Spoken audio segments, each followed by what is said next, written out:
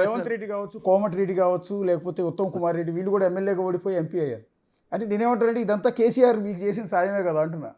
కేసీఆర్ గారు టెక్నికల్గా మీరు యాక్సెప్ట్ చేయరు అన్న, నేను ఉన్నట్టు యాక్సెప్ట్ చేస్తాను, నాకు యాక్సెప్ట్ చేయడంలో ఇబ్బంది లేదు. కేసీఆర్ గారు ఆ రోజు ఎందుకు భయపట్టారంటే నరేంద్ర మోడీ గారి హవాని నేను తట్టుకోలేను, అసెంబ్లీ ఎన్నికలు పార్లమెంట్ ఎన్నికలు రెండు ఒకటేసారి జరిగితే జనమంతా బీజేపీకి ఓటేస్తారు అని చెప్పి 6 నెలలు ప్రీపోన్ చేసుకొని అసెంబ్లీని రద్దు చేసుకొని ఎలక్షన్లు చేసుకున్నాడు. మీరు శివుడు చాలామందికి వరాలు ఇస్తూ ఉంటాడు, అట్లే భస్మాసురుని కూడా వరం ఇచ్చిండు అని చెప్తాడు. ఓకేనా అన్న? భస్మాసురుడు ఒక వరం అడుగుతాడు, శివుడు ప్రత్యక్షమైతే. భస్మాసురుడిని శివుని ఏమడుగుతాడు భస్మాసురుడు అంటే, నేను ఎవరి తలపైన చేయి పెడితే వాళ్ళు భస్మం అయిపోవాలి అని అడుగుతాడు. సరే, భక్తుడు కఠోరంగా తపస్సు చేసిండు కదా, భస్మాసురుడు కోరిక కోరిండు కదా, శివుడు బోలాబాల మనిషి కాబట్టి ఇస్తున్న వరం అని ఇస్తాడు. ఇచ్చిన మరుక్షణం భక్తుని ఆలోచన ఏంటంటే, ఈయన ఇచ్చిన వరం పనిచేస్తుందా పనిచేస్తలేదా చూడాలంటే నీ నెత్తి మీదనే చేయి పెడతా శివయ్య అని అడుగుతాడు.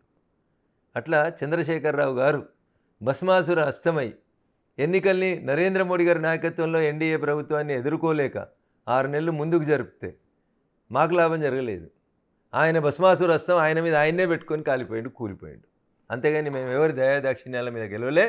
మాకు మా నియోజకవర్గ ప్రజలు ఓట్లేస్తే గెలిచినాం. దీన్ని దయచేసి దాంతో అన్వయించొద్దు. కేసీఆర్కి మాకు ఎట్లాంటి సంబంధం లేదు. ఆ కేసీఆర్ ఎప్పుడు కూడా మమ్మల్ని శత్రువులుగానే చూస్తాడు, మమ్మల్ని ఇబ్బంది పెట్టాలనే చూసిండు ఆయన పార్టీ ఆయన, కానీ మాకు ఎప్పుడు కూడా ఎలాంటి సాయం చేయదు.